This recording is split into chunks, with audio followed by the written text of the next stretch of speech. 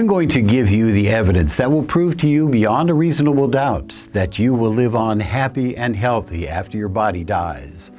I'm Dr. R. Craig Hogan, President of the Afterlife Research and Education Institute, author, co-author, or editor of 10 books containing evidence we are spiritual beings who live on after we leave our bodies behind. The evidence is in these videos. We have consistent, verified evidence that people living on Earth are able to communicate mind to mind with their loved ones living in the life after this life. Such communication is now commonplace. We've developed a training program that teaches people how to go into a self-hypnotic state of mind in which they have an afterlife communication with their loved ones. The procedure is called a Self-Guided Afterlife Connection. The training is free, online, at selfguided.spiritualunderstanding.org. This is a narration of the report by a woman who had a wonderful self-guided afterlife connection with a girl whose body had been killed in an automobile accident. She has a remarkable validation that it was the daughter of a friend of hers. Then I saw a young girl, a teenager. She had familiar features. The name Brenda came to me and I realized it's a friend of mine's daughter.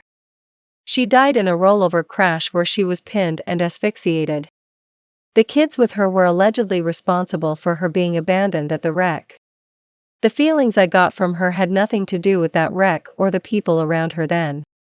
She hovered with me, morphing a bit so I saw her in different stages, ages. I saw her exploring. I saw her as a student, studying. I don't know that she did that on Earth, but she is now that she's passed. I heard her say, "I love Mom. I miss Mom." I asked in my mind, how can you miss her? You are always with her. It was a misunderstanding. I saw some food item rolled. It looked like a lobster roll but with jalapenos.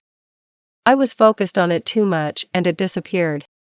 I looked to the side and saw her as a little girl, rolling out dough, working on a red check tablecloth, working so hard. She was darling. Then I realized, oh, she misses doing this stuff with her mom. At least that's what I got from it. I saw her enjoying the weather, the fall, the leaves' colors. I saw her and felt her loving the ocean and tide. I could feel her sort of drinking it in. She showed me some other things she was liking about where she was. And her condition. Well, how do? I wrote Lauren, mother of Brenda in the Afterlife Connection, and told her the first part of it and how confused I was with the roll-ups that had jalapeno in them. I kept thinking, what on earth? So I wrote Lauren unsure of how much to tell her. I can never remember who is a believer and who isn't. Guess what? She writes back and says it makes sense to her. Yes, they made jalapeno roll-ups. What? I've never heard of such a thing. Look, if I ever thought I was making this stuff up, well, I completely believe now. Where the hell did jalapeno roll-ups come from?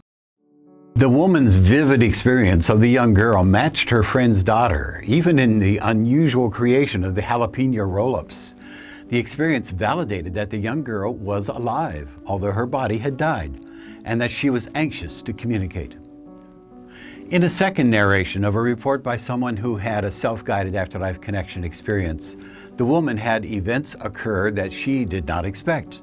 The vivid detail was proof the encounter was not something she could have imagined. I went to the same garden, my own, and again found what I did not expect. My Uncle Jim, who died about the same time as my father, was sitting in the seat my brother Dick had been in. Bob was my favorite uncle when I grew up. He used to take me for rides in his truck when he was working. I have not thought of him for some time. He began talking to me about the farm where I grew up. We walked out from the farmhouse and he began sharing about how it was when he grew up there. I had not thought of that much. Both he and my dad spent their childhood there. I turned to look at the ridge where I used to walk and daydream. Immediately he took both of us to the ridge. He said it was one of his favorite places too. Then he talked about how they dug out the white chalk rock there to make my grandma's flower beds. It was a revelation to me. I had always loved the raised round flower beds in the front yard, and I always loved the broken up place on the ridge, but I had never put two and two together. Then Bob took me up high to look down on the farm. He asked me if I would like to take care of a farm for my remaining years. I said I was a bit old to do that. He waited for me to answer. I said sure. It seemed and still seems a strange idea. We left it there, said goodbye and separated. Not what I expected. Just a chatty visit with someone I had not seen for some time. Different members of my family have been showing up. We were never an overtly affectionate bunch. All 3 sessions have seemed to convey a rather amused and affectionate attitude towards me. I have felt very much at home with them, always felt surprised at what transpires, and left wondering at them in a good way. The woman was communicating with her loved ones whose bodies were dead. They were anxious to communicate with her. The attitudes of the people towards her were surprisingly loving, a testimony to the fact that she was having a real communication with them. They lived on after their bodies had died, just as we will live on. You will never die.